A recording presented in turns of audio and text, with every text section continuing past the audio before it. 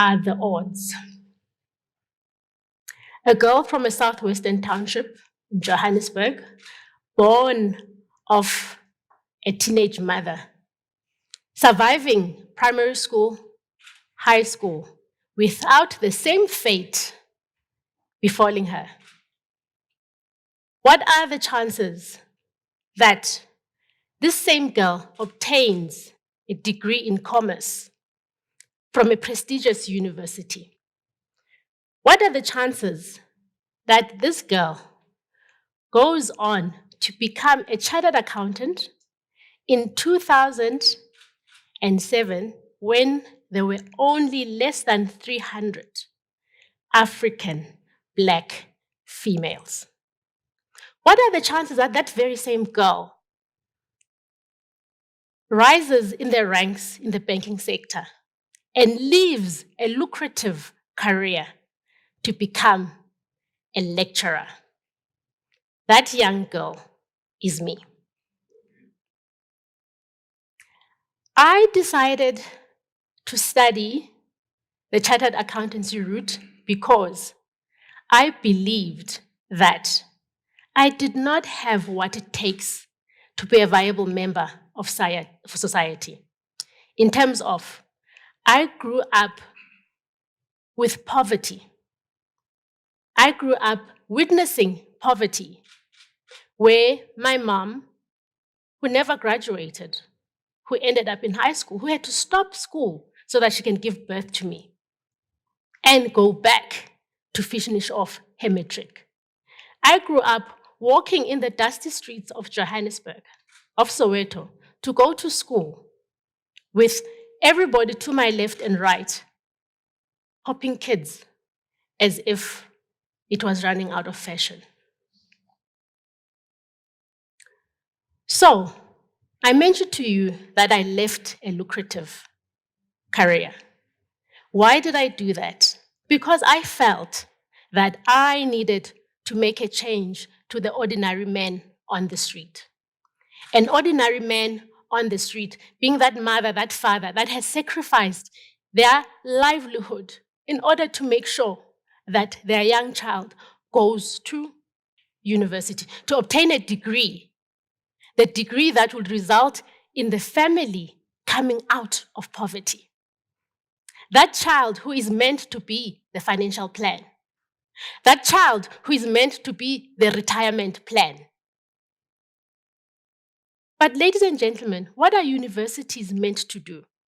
Are they merely there to provide you with an academic degree? I feel that universities are the platform where people like I are there to influence you to become better and to know more about how to become successful. The stuff that your mother, your father couldn't teach you over a dinner table.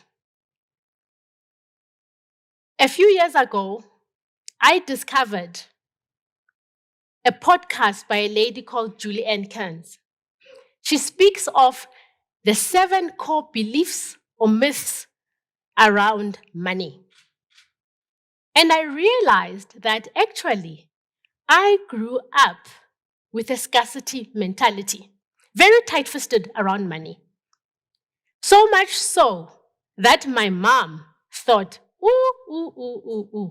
my child is Scrooge McDuck. She's a miser.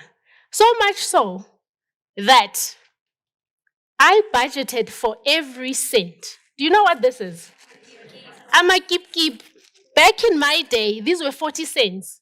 And guess what? I budgeted for Ama Keep.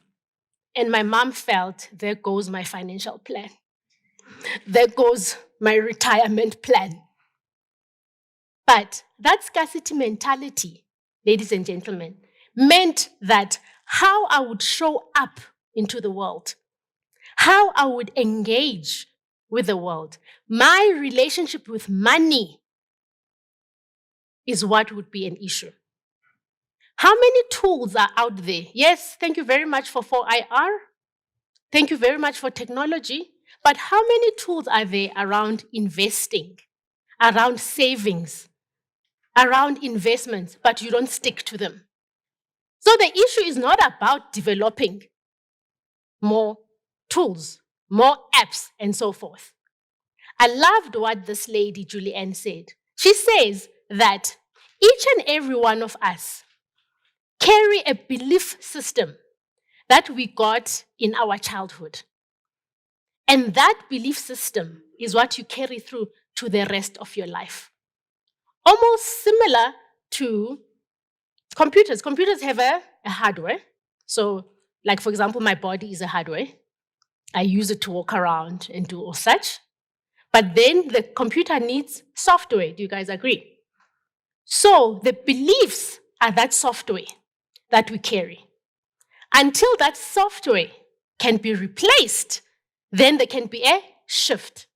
So ladies and gentlemen, we've recognized that, Julianne has recognized that there are 7 core beliefs that each and every one of us might choose one or more that they adopt at childhood.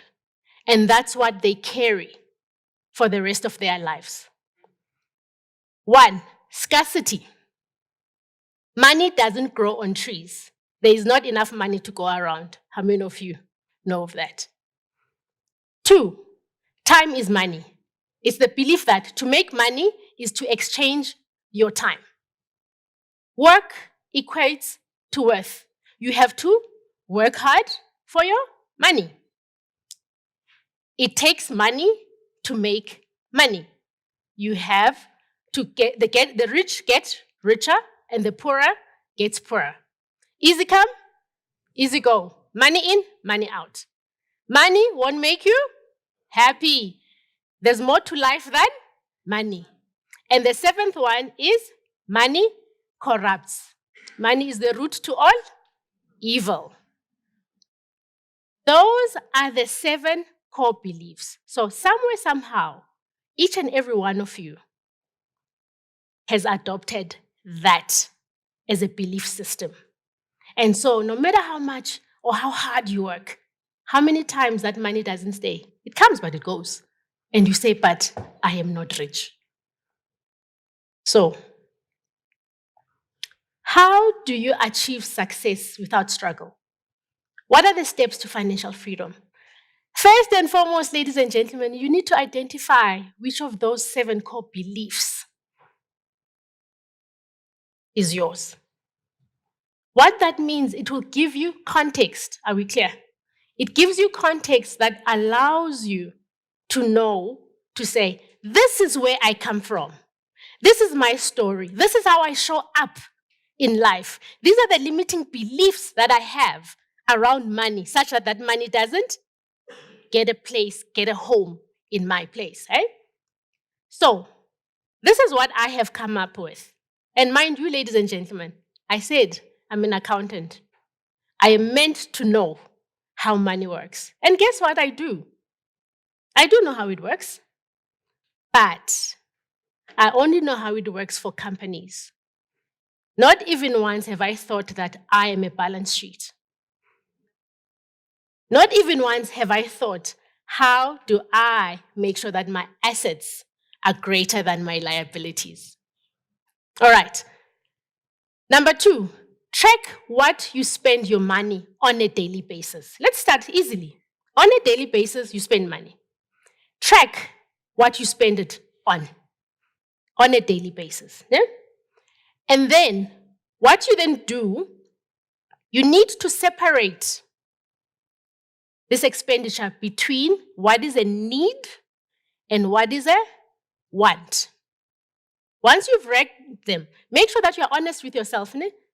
Going to McDonald's is not a need, it's a want. Eating food to sustain you is a need, right? Then, once you have ranked them, what you need to do, you say, all right, now, all the needs, I will consider them to be my budget. Are we clear there?